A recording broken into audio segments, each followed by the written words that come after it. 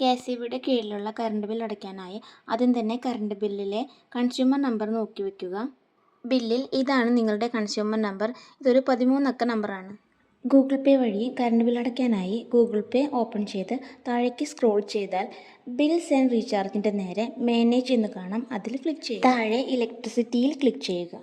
ഇവിടെ കേരള എന്ന് ടൈപ്പ് ചെയ്താൽ കേരള ഇലക്ട്രിസിറ്റി കെ.എസ്.ഇ.ബി എന്ന് വരും. അതിൽ ക്ലിക്ക് ചെയ്യുക. കൺസ്യൂമർ നമ്പർ എന്നിടത്ത് നിങ്ങളുടെ കറണ്ട് ബില്ലിലുള്ള 13 അക്ക നമ്പർ ടൈപ്പ് ചെയ്ത് കൊടുക്കുക. നിക് നെയിം ഓപ്ഷനിലാണ്. പേര് കൊടുക്കുകയോ കൊടുക്കാതിരിക്കുകയോ ചെയ്യാം. ഞാനിവിടെ മൈ ഹൗസ് എന്ന് കൊടുത്ത് കണ്ടിന്യൂ സെലക്ട് ചെയ്തു. ഇപ്പോൾ ഇങ്ങനെ ഒരു ഭാഗം വരും. എൻ്റെ ഫാദറിൻ്റെ പേരിലാണ് ബില്ലുള്ളത്. അതാണ് ഇവിടെ കാണിക്കുന്നത്. താഴെ ലിങ്കിൽ ക്ലിക്ക് ചെയ്താൽ കറണ്ട് ബിൽ അടയ്ക്കാനുള്ള ഭാഗത്തേക്ക് എത്തും. താഴെ റീഫ്രഷ് കൊടുത്താൽ അപ്ഡേറ്റ് ആയിട്ടുള്ള ലാസ്റ്റ് ബില്ല് കാണിക്കും. എപ്പോഴും ബില്ലടയ്ക്കുമ്പോൾ റീഫ്രഷ് കൊടുത്ത് ന്യൂ ബില്ലാണെന്ന് കൺഫേം ചെയ്തതിന് ശേഷം മാത്രം ബില്ലടയ്ക്കാൻ ശ്രമിക്കുക.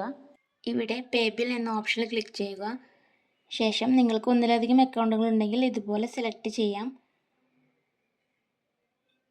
എന്നിട്ട് പേ എന്ന ഓപ്ഷനിൽ ക്ലിക്ക് ചെയ്യുക. 6 അക്ക UPI പിൻ ടൈപ്പ് ചെയ്ത് വീണ്ടും പേ കൊടുത്താൽ നിങ്ങളുടെ കറണ്ട് ബിൽ സക്സസ് ആയി അടച്ചു കഴിഞ്ഞു. താഴെ വെയിറ്റിംഗ് ഫോർ കൺഫർമേഷൻ എന്നാണ് കാണിക്കുക. കുറച്ച് സെക്കൻഡുകൾക്കുള്ളിൽ തന്നെ അത് പെയ്ഡായി കാണിക്കും. Thank you for watching online world Malayalam. ഇത് എന്നും സാധാരണക്കാരുടെ ലോകം.